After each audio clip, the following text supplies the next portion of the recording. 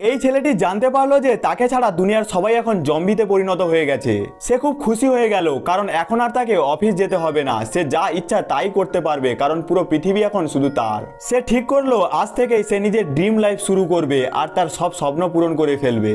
সে একটা পাইপ বেয়ে বিল্ডিং থেকে নিচে নামছিল, হঠাৎ দেখলো তার দুই প্রতিবেশী এখনো বেঁচে আছে। তখন সে বলল, আঙ্কেল চিন্তা করবেন না, আমি ফেরার সময় আপনাদের জন্য অনেক খাবার নিয়ে আসবো।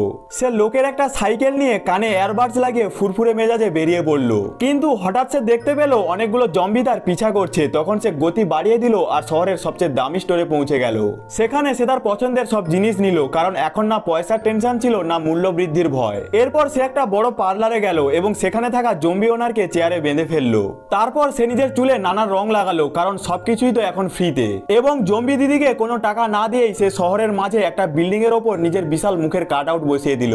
সাইকেলের কম স্পিডের কারণে জম্বিরা সবসময় তাকে তাড়া করতো, কিন্তু হঠাৎ তার চোখে পড়লো একটা বুলেট বাইক। এখন তাকে ধরার ক্ষমতা আর জম্বিদের ছিল না। রাতে যখন সে বোর হতো তখন একা একাই পুরো শহরের পক্ষ থেকে দীপাবলি পালন করত। সে নিজের পছন্দের দামি খাবার খেত আর এমন এক জীবন কাটাতে লাগলো যেটা সে স্বপ্নেও কল্পনা করেনি। কিন্তু সে একা ছিল, তার কোনো পার্টনার ছিল না, আর তাতেই সে বিরক্ত হয়ে পড়লো। একদিন তার ফোনে একটি মেয়ের মেসেজ এলো যে তাকে সাহায্যের জন্য ডেকেছিল। সে খুব খুশি হলো আর সরাসরি সেই মেয়ের পাঠানো লোকেশন অনুযায়ী সেখানে পৌঁছে গেল। ভেতরে ঢোকার সময় সে দরজাটা খোলা রেখেছিল আর সেই সুযোগে একটা জম্বি ভেতরে ঢুকে মেয়েটিকে কামড়ে দিল। তারা দুজন মিলে সেই মেয়েটাকে মেরে ফেললো, কিন্তু এখন মেয়েটাই ইনফেক্টেড হয়ে গেল। সে ছেলেটির ওপর হামলা করলো, কিন্তু তার আগেই ছেলেটা সেখান থেকে পালিয়ে গেল।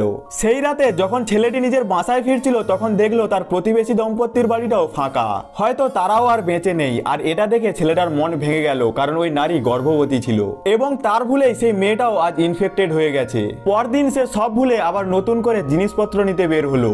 এইবার স্টোরের এক ব্যক্তি হঠাৎ তার উপর আক্রমণ করলো, কিন্তু ছেলেটা বলল, আমি কোনো জম্বি নই। তখন সে নিজের হেলমেট খুললো আর দেখা গেল সে একজন অসাধারণ সুন্দরী মেয়ে। তাকে দেখে ছেলেটার মুখ হাঁ হয়ে গেল। ঠিক তখনই আবার জম্বিরা আক্রমণ করলো, কারণ ছেলেটা আবার দরজা বন্ধ করতে ভুলে গিয়েছিল।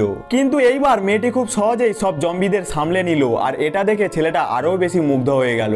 সে মেয়েটির পেছনে পেছনে যেতে লাগলো আর বলল, আমাকেও তোমার সঙ্গে নিয়ে চলো, তোমার সুবিধা হবে। কিন্তু মেয়েটি বলল, আমার নিরাপত্তা আমি নিজেই করে নিতে পারি। এই কথা বলে সে চলে গেল।